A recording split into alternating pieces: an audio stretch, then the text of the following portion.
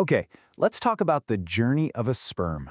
And I mean, forget what you think you know. This isn't just some tiny swimmer, it's the final product of an unbelievable 74-day biological marathon. A journey of complete and total transformation. And today we're going to follow that journey, every single incredible step. So, that brings up a huge question, right? How does the body actually build something like this?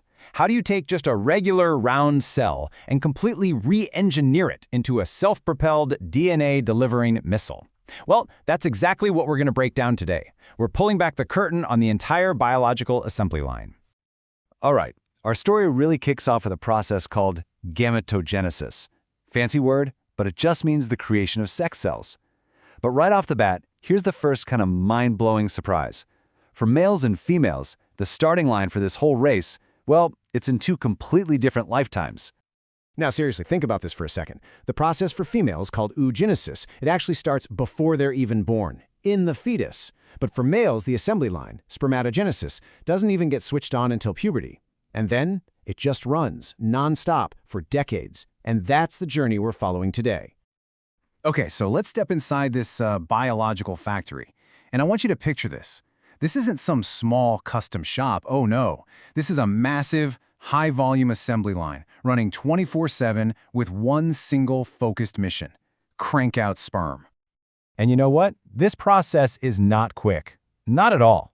From the very moment a single precursor cell gets the go signal, all the way to the finished product rolling off the line, it takes a whopping 74 days. Yeah, that's more than 2 months. It just gives you a real sense of the incredible, meticulous complexity we're talking about here. So the first phase is all about multiplication and division. It all starts with these primitive cells called spermatogonia, and their job is just to multiply. From there, they enter 2 supercritical rounds of division. By the end, we have what are called spermatids. But here's the thing. This isn't just about making more cells. It's actually about solving a really fundamental math problem. And here's that math problem. It's absolutely crucial to go from a full set of 46 chromosomes down to a half set, just 23. Why? Well, it's pretty simple, really.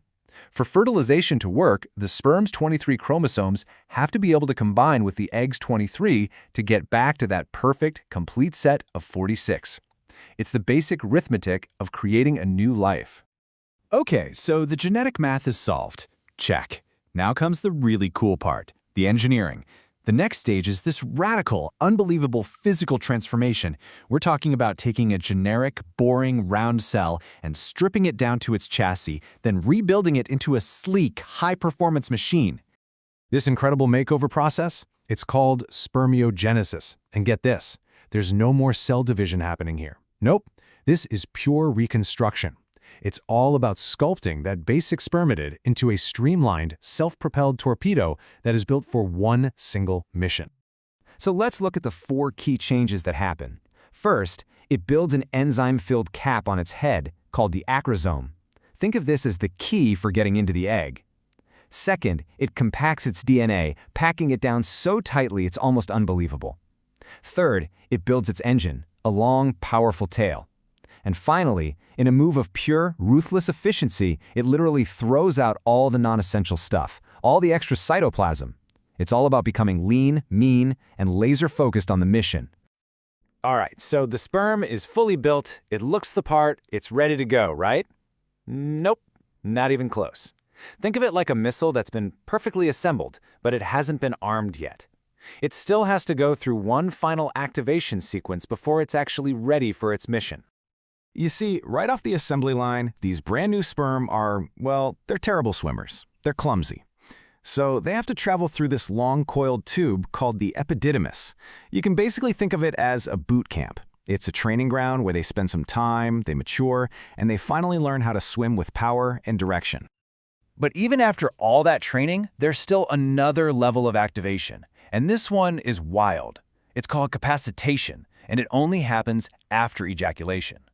Once the sperm is inside the female genital tract, this is the final step, the last switch that needs to be flipped to unlock its full fertilizing power. And this final arming sequence, it isn't instant, it's a process. It takes about 7 hours, give or take, inside the female reproductive tract. And during that time, the sperm is undergoing these last critical biochemical changes that it needs to become fully ready for fertilization. So what's actually going on during these 7 hours? Well, a few things. First, fluids in the female tract basically wash away these inhibitory factors that were keeping the sperm calm. This makes them hyperactive. Second, cholesterol gets stripped away from that enzyme cap we talked about, the acrosome. This makes the membrane weak, priming it to explode. And third, the sperm's outer membrane gets way more permeable to calcium ions, which is like pouring high-octane fuel into the engine for the tail. And this is the climax of the entire 74-day journey. When one of these fully capacitated sperm finally reaches the egg, that weakened acrosome cap, it just ruptures. It explodes, releasing all those enzymes. That's the acrosome reaction, and it's those enzymes that chemically drill a path right through the egg's protective outer layers, clearing the way for fertilization to happen. But once that final activation sequence is complete, the clock is officially ticking. The sperm is now in its peak fertile state, but only for about 24 to 72 hours. And it's our deep scientific understanding of this whole precise process, from capacitation to the acrosome reaction, that has literally made modern technologies like IVF, in vitro fertilization, possible. So we've seen the factory floor, we've seen the boot camp, we've even seen the final arming sequence. But who's in charge? Who's giving all the orders? Now we're going to look behind the scenes at the hormonal command center, the complex web of chemical signals that orchestrates this entire intricate 74-day operation. The whole chain of command, it starts up in the brain with a hormone called GnRH. Think of it as the general. It sends a signal to the pituitary gland, which then releases two key officers, LH and FSH. LH's job is to tell specific cells in the testes, the Leydig cells, to produce testosterone. And testosterone, well, that's the main fuel for the whole operation. At the same time, FSH stimulates the Sertoli cells, which are like the nurse cells that support and nourish the developing sperm. It's a really elegant top-down system. But it's not just about those main players. Oh no, there's a whole supporting cast of other hormones that are absolutely crucial. For example, and this might surprise you, estrogen is essential for that final physical makeover stage. Growth hormone helps kickstart the early cell divisions.